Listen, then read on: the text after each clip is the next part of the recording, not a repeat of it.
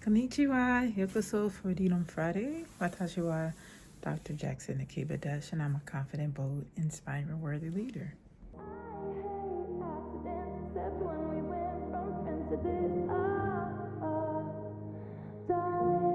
You're the one I want.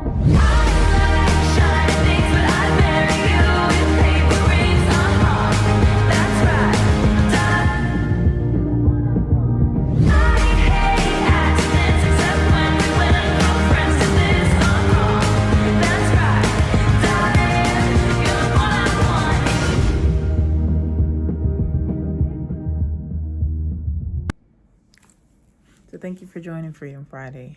If you haven't watched, Freedom Friday is a channel that I created a few years ago that allows me to talk about my wellness journey as I free up the weight of the past, release the weight of the past to free up my future. So I've been coming in on Fridays just talking to everyone about the things that I've been releasing. And this week I want to talk somewhat about trauma. So once again, thank you for joining. And I wanted to talk this week about the freedom to release trauma. So first of all, if we want to talk about trauma, and I'll reiterate, I'm Dr. Nakiba Jackson, not an MD. My doctorate is in organizational leadership, management organizational leadership. So I deal with human behavior, relationships, and things of that nature. So it's not to be confused that I'm giving any kind of medical advice. As a matter of fact, I'm just giving my experience. So thank you for watching. If you've watched this far, please like the video. Please subscribe to the channel if you haven't. I've put out content that just talks about my experience in my life. So once again, I want to talk about the freedom to release trauma.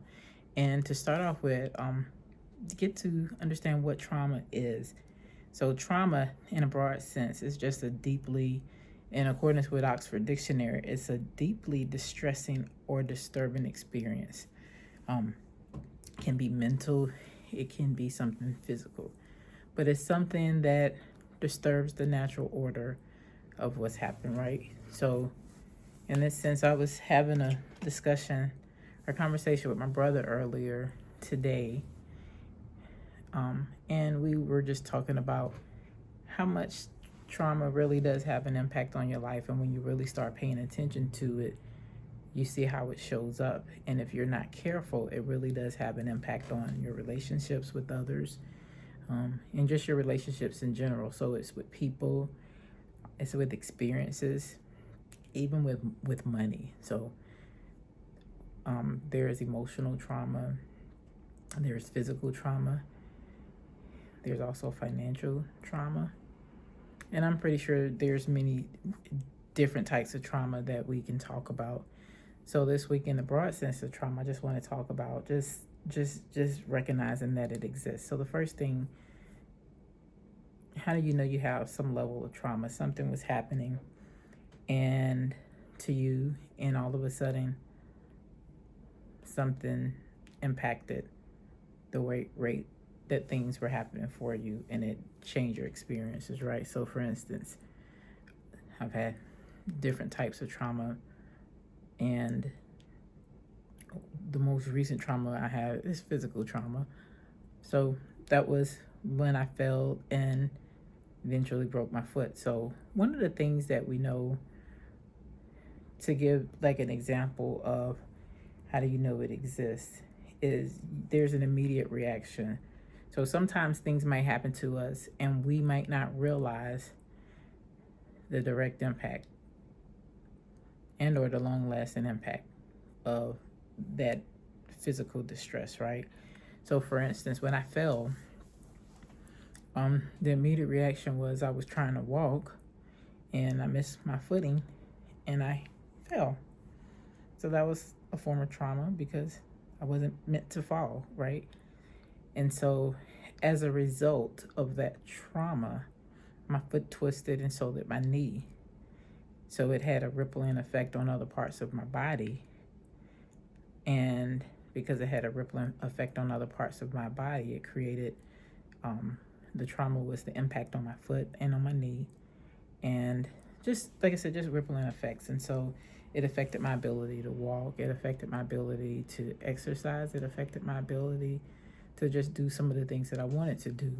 And because I experienced that, I knew it was an immediate, I had an immediate response to it. So my immediate response was sit down and wonder why the heck was I there, and start coming to all the things that led up to me falling, thinking about what I could have done better. Meanwhile, I didn't ask for help.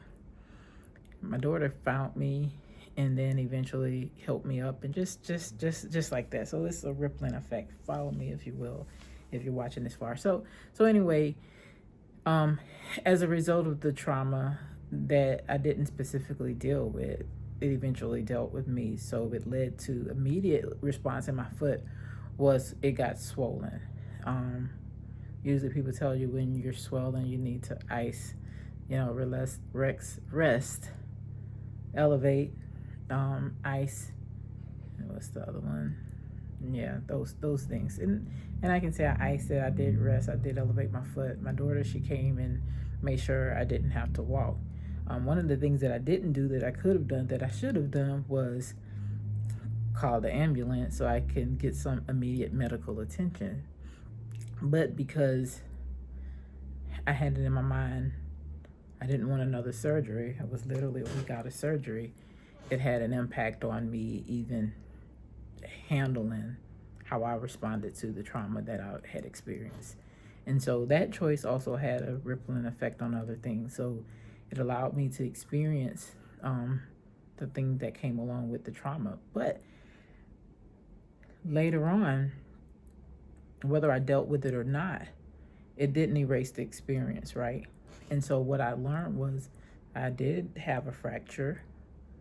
The big difference is I would have gotten to the healing sooner had I taken the time to pay attention to the trauma and treat it the way that it needed to get treated.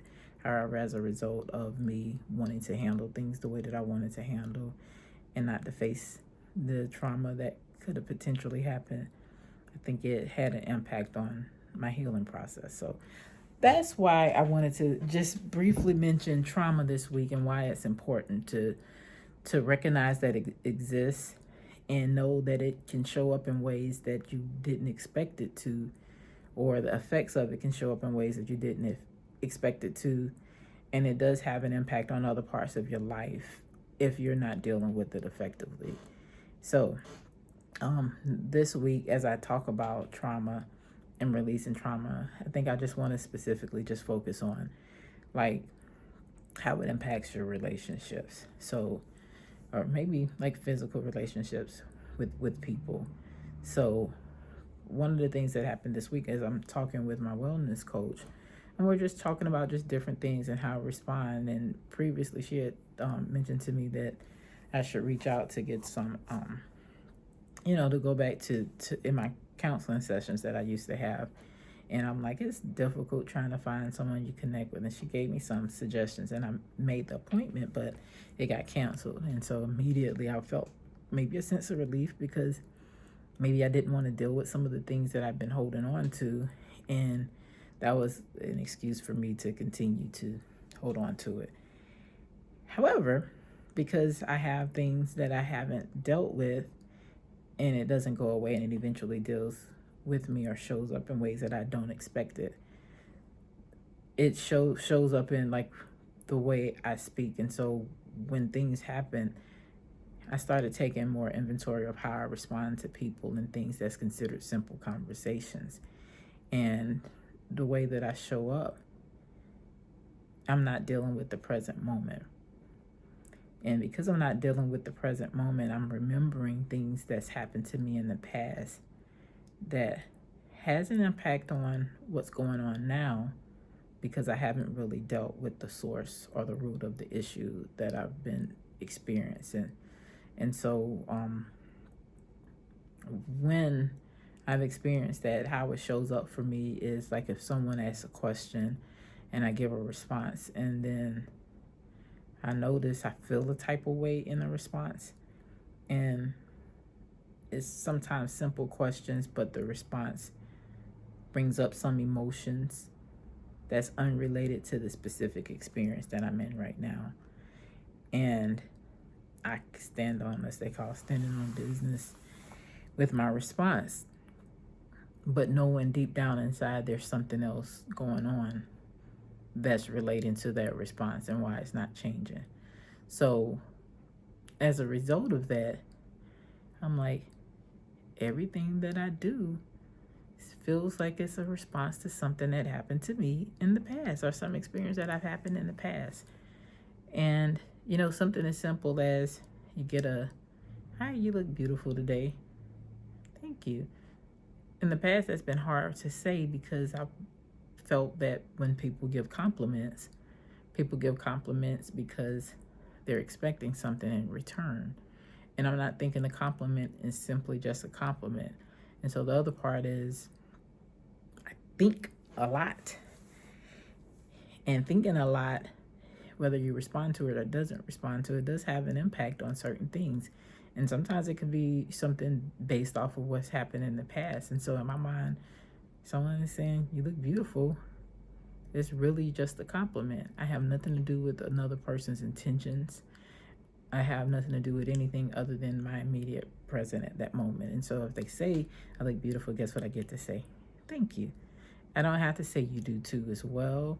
I don't have to say anything other than thank you. For me, even thank you is not necessary per se, one might say. However, for me, I feel like a thank you is necessary because it gives a level of gratitude, recognizing what people say, and it's appreciative behind it.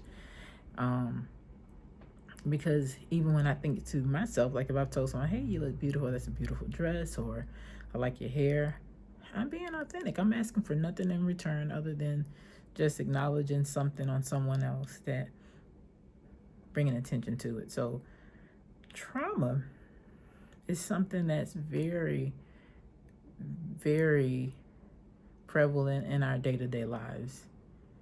And if you haven't dealt with it, you'll recognize that it shows up in ways that you don't expect it to show up in. And so when I say release the trauma, it's really releasing the impacts of it. And sometimes we don't know that we have trauma in our lives or that we're responding to trauma because we're so used to it being a part of our story that it's hard to see ourselves as a person that's healed from the trauma. It's okay to have the experiences. It's okay to reflect on it every now and again. However, if you really want the true healing, if you really want the true aspect of it, you get to really focus on what does that have to do with my present. And although your past has an impact on how you get to where you are, we also have an option and an opportunity to be able to respond to the things that's happened to us in the past.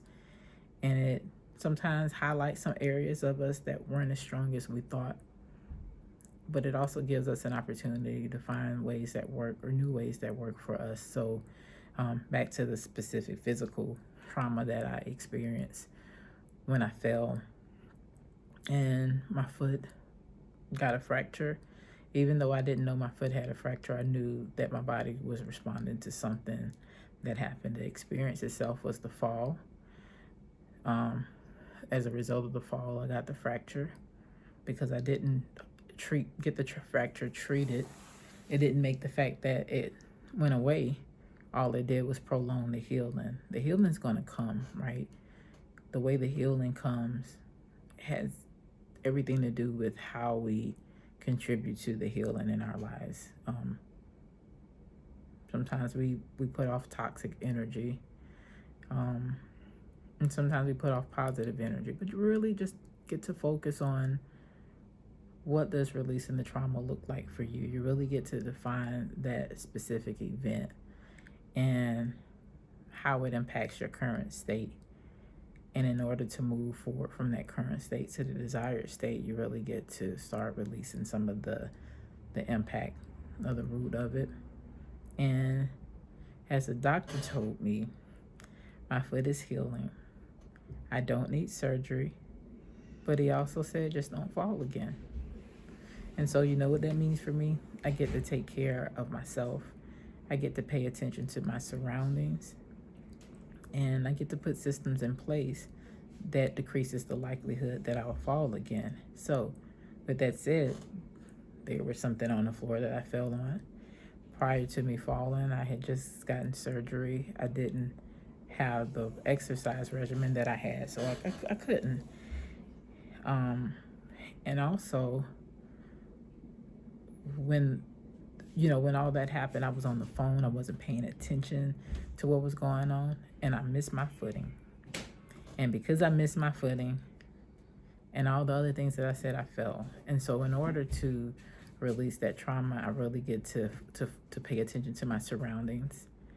I also get to make sure I put systems in place that decreases the likelihood of myself going back into patterns that I fell into.